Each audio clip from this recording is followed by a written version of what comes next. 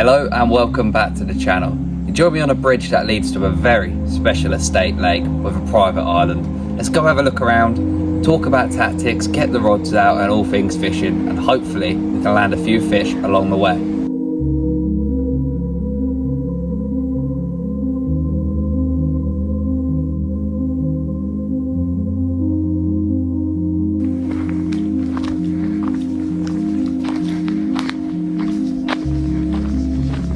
And here you go, welcome to the private island. Purpose-built swims out of wood chip, a purpose-built fire pit, and a cabin with power. A mid little swim, perfect for your fishing. So what we're going to do is, we're going to go around, look for the carp, start speaking about the rig approach and baiting up and get them rods out there. Well, here you go, you've got all these little channels down the back of the island, and the carp seem to be pushing down, they're patrolling it, they're fizzing up, and I think the pressure of angling really pushes them down, which makes your fishing harder. Where it's an out of bound, you're going to struggle to get them out in the open water. But all we can do is push through, try our best, go in confidently and see exactly what happens.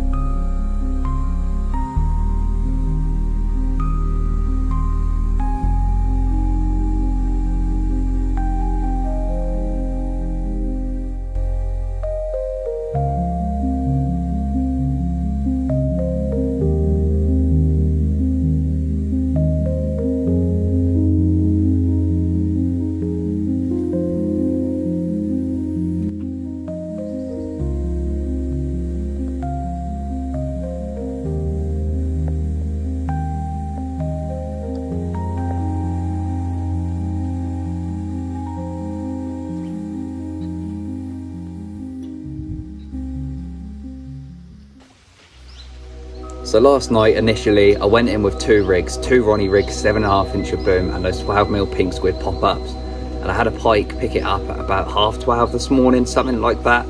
Bit the rig straight in half, and me being me, I went back to the bivvy to see what I could develop and get out there to suit the lake and the situation of fishing. It naturally being a clear spot, I thought about a bottom bait.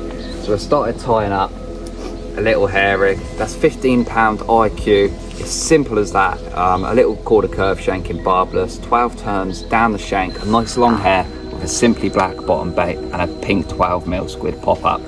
And that's very straight. It kicks away from the rig every single time, and it come in as a perfect hook hold. It nails you in the hand every single time, and that fish was just not getting away.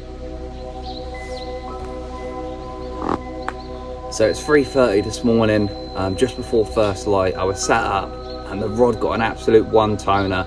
That bobbin slapped into the alarm. The reel was just ticking away. I hooked into it and it just started flat rodding me, beasting me around the lake, kiting around. It felt like a big fish.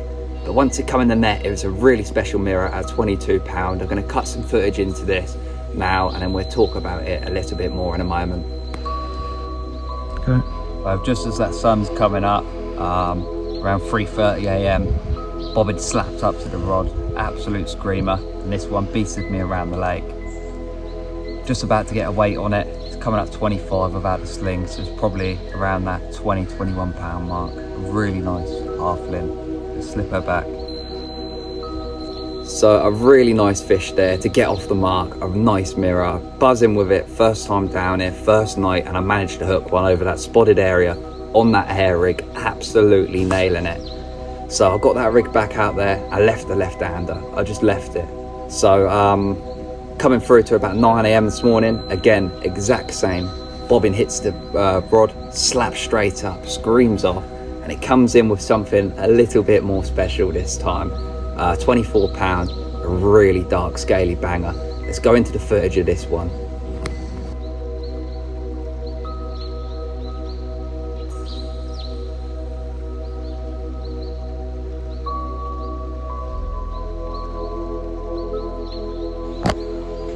Well, here we go then. Rod's just ripped off again. I think it's about 9 o'clock in the morning.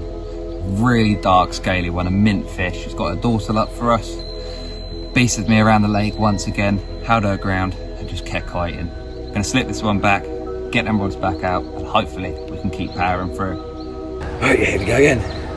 So 2 fish landed on the first night, which was a special feeling really. It can be a difficult lake at times, and what a buzz. I didn't expect it to happen that quick.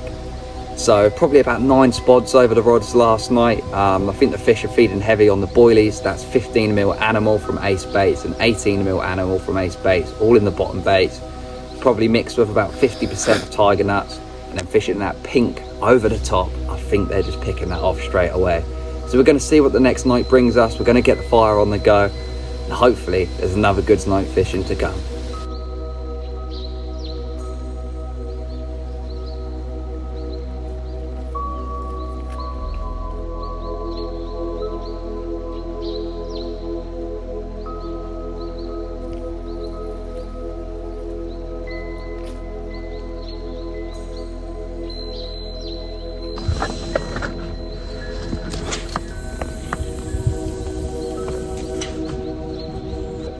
Going into night 2 was really confident. The activity on the lake picked up. There was carp showing everywhere. The day before was 28 degrees and yesterday was really overcast. It felt really good for a bite, but unfortunately we never quite got around to that bite, and that's the reality of these waters. If you're fishing a difficult water, it can be short periods of times when your bites are coming, and all I'm using at the moment is them pink squid pop-ups, and honestly I swear by them. I've taken them everywhere, all different waters, very difficult venues, and they've managed to do me a run without blanking on some of those venues.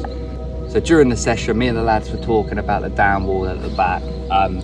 It seems a lot of the fish are most active over there during the day. They're lumping out, they're fizzing up, and during the night they push back, and that's when you really get your bites.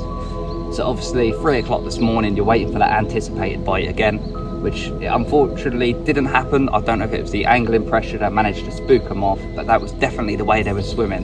And the reality is sometimes you need more time on these venues to get them rods working, spend your time down it and get to know the venue and how they work. But that's the end of the video here for today. I hope everyone enjoyed. If you can like and subscribe, that would be appreciated.